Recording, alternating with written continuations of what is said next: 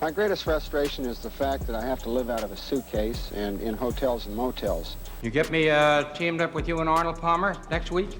Arnold who? Arnold? A tragic end. Those two words define Tony Lema's story, a man whose life burned as brightly as the champagne he celebrated with. On July 24th, 1966, a Beechcraft Bonanza plummeted from the sky near Lansing, Illinois. Inside that aircraft were 4 souls: Tony Lema, his wife Betty, pilot Doris Mullen, and Dr. George Bard. What happened in those final moments might have been more than an accident. Some witnesses say the pilot executed a desperate maneuver to avoid the clubhouse below, steering the plane away from innocent people. If true, it was Tony's final champagne toast, a gesture of grace in the face of oblivion. But this is not a story about dying. This is a story about living. Tony Lema rose from 1930s Oakland welfare lines to become the most glamorous golfer of his era. He won 12 PGA Tour events. He conquered St. Andrews. He brought joy and celebration to a sport that had forgotten how to smile. If you think his story deserves more hype, make sure to give this video a little love right now. Anthony David Lema was born February 25th, 1934 in Oakland, California. His timing was brutal. The Great Depression had crushed the American working class, and the Lema family was Portuguese, a tight-knit immigrant community struggling to survive on the edges of Northern California. But when Tony was just 3 years old, his father died of pneumonia. Suddenly, his mother Clotilda was a widow with 4 children and no income. The family relied on welfare to survive. The indignity of government assistance, the constant fear of poverty, the knowledge that you had nothing while the world had everything. These psychological crucibles forged men. For Tony Lema, they forged a hunger that would never be satisfied. At Lake Chabot, a municipal golf course in Oakland, young Tony began as a caddy. This was his gateway to everything. Public links courses operated on a meritocracy of skill rather than lineage. You got access by trading labor for playing privileges. The caddy yard was rough and tumble, teaching street smarts and the ability to read people. But Tony met mentors who shaped his very soul. Lucius Bateman was an African-American golf coach who developed the fluidity of Tony's swing. Emotion commentators later called one of the most natural on tour. Ralph Hall, an Oakland policeman, taught Tony golf's intellectual side: course management, risk assessment, and competitive psychology. Resident pros Dick Fry and Bill Birch drilled Tony on fundamentals, insisting on a square stance that gave him consistency and stability. By his teenage years, Tony juggled multiple worlds simultaneously: student, developing golfer, and laborer at the Gerber Baby Food Factory in East Oakland. This relentless work ethic forged something unbreakable in his character. He was not a country club kid riding family money. He was a grinder who knew the value of every single dollar. At 17, seeking escape, Tony enlisted in the United States Marine Corps. The military service removed him from golf for critical years, but it instilled discipline his wild side desperately needed. When Tony turned professional in 1955, the professional golf tour was a caravan of station wagons and shared motel rooms. The prize money was top-heavy. A missed cut meant zero income. From 1955 to 1961, Tony was a journeyman golfer, player of immense potential who struggled to close the deal. He was often financially unstable, relying on the patronage of wealthy backers like San Francisco auto dealer Eddie Lowery, who covered his expenses in exchange for a significant percentage of his winnings. The pressure was suffocating. He was not just playing for himself, he was playing to repay his debts. During these lean years, Tony earned a reputation as a party boy. He enjoyed the nightlife, the drinking, and the camaraderie of the tour perhaps more than the discipline of the practice range. But this hedonism was often a mask for something deeper. Beneath it was frustration, anxiety, and the gnawing fear that he would never escape his poverty. The sports writers began calling him unable to win, whispering that he had the swing for Thursday but lacked the nerves for Sunday. The choke label followed him everywhere. Everything changed in the autumn of 1962 at the Orange County Open Invitational in Costa Mesa. Tony was in contention but burdened by doubt. As he entered the final round, he made a brilliant psychological decision. He walked into the press tent and made a declaration to the gathered sports writers. "If I win this thing, guys, it'll be champagne all around, not beers tomorrow," he declared. It was bravado, but it was genius. It endeared him to the press, who were tired of door players.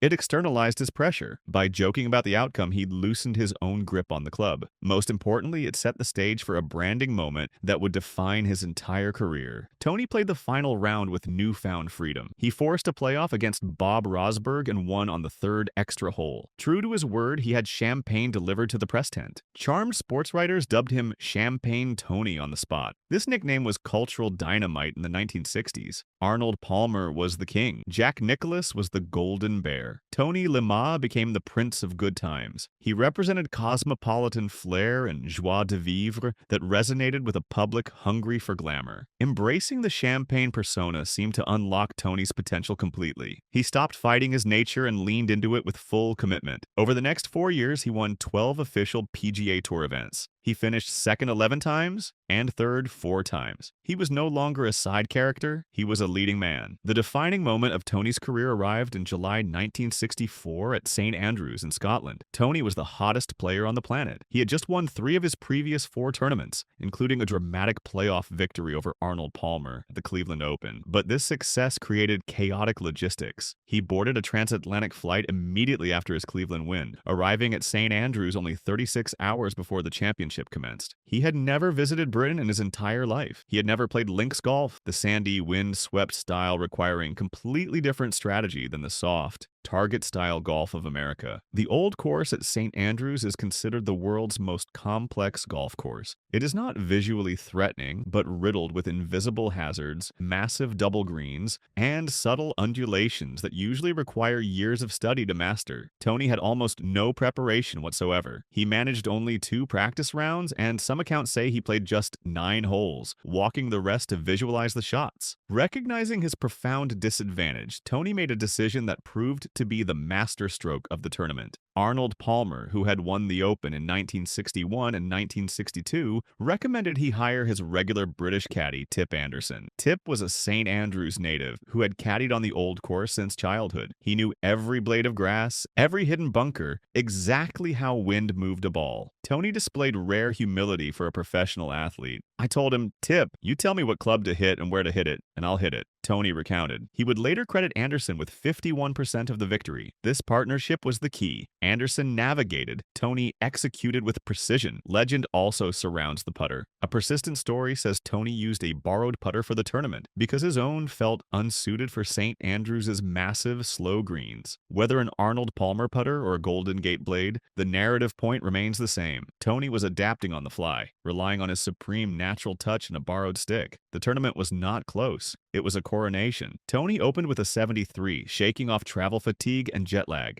In the second round, he fired a brilliant 68, seizing the lead. His square stance from Lake Chabot allowed his ball to cut through the Scottish wind with precision. By the end of the third round, he had a 7-shot lead over Jack Nicklaus. In the final round, the Golden Bear roared, going out in 32 on the front 9. The pressure was immense, but Tony steadied himself with 3 birdies in the next 5 holes. At the 18th hole, guarded by the Valley of Sin, Tony's approach left him short of the green. He faced a delicate chip through a deep depression. Bad shot meant disaster.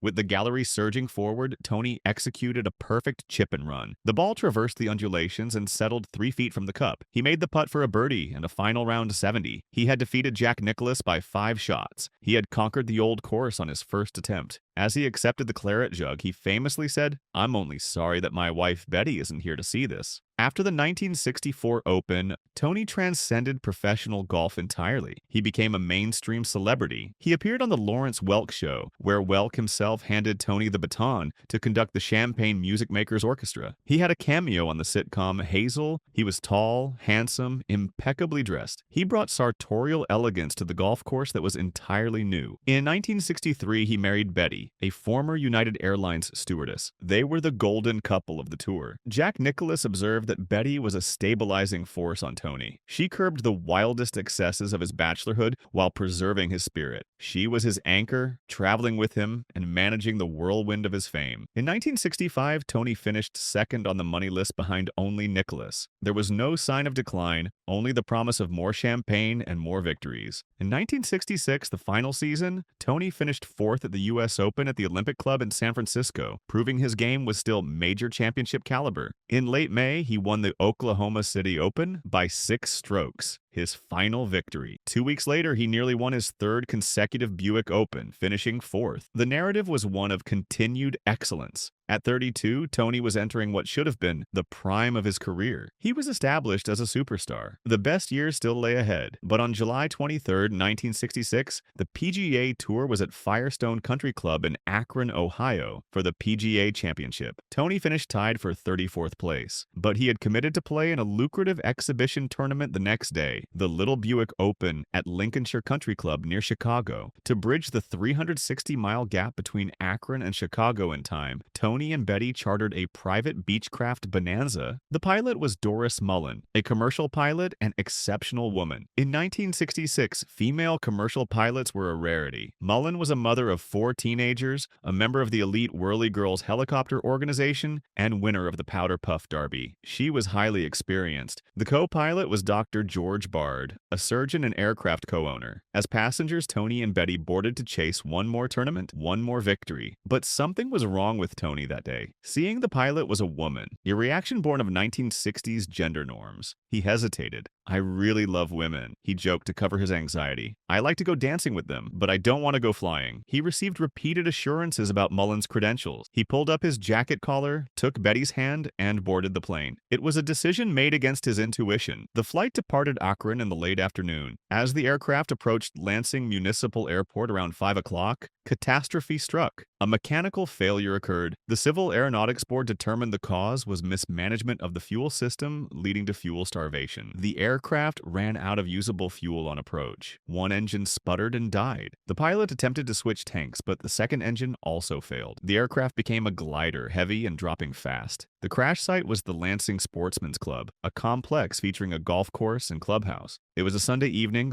and the area was populated with golfers and patrons. A golfer named James Watson, standing on the 7th hole, witnessed the final moments. The plane was coming in low and fast, skimming the trees. Directly in its glide path was the occupied clubhouse. A crash would have resulted in mass casualties on the ground. According to witnesses, the pilot executed a sharp bank to the left in the final moments. In a twin-engine aircraft with lost power, banking sharply is a desperate maneuver that kills lift, but witnesses believed it was deliberate. The pilot was swerving away from the clubhouse and spectators. The plane cleared the building but lost its remaining altitude. It clipped a walnut tree, cartwheeled, and crashed into a water hazard roughly half a mile short of the runway. The impact was devastating. The aircraft burst into flames. All 4 souls on board were killed instantly. The grim irony cannot be overstated. Tony Lema, a man whose life was defined by the golf course, died on the 7th hole of a golf course. His life ended on the very turf that had given him everything. The news of Tony's death hit the sports world with force. Jack Nicklaus was deeply shaken. He wrote that Tony was one of the few players he genuinely feared down the stretch. The funeral was held at St. Elizabeth's Church in Oakland. It overflowed with mourners. They were buried together at Holy Sepulchre Cemetery. Sports historians debate the what-ifs. At 32, Tony was statistically matching the big 3. He had 12 wins in 4 years and mastered both American and British golf. After his death,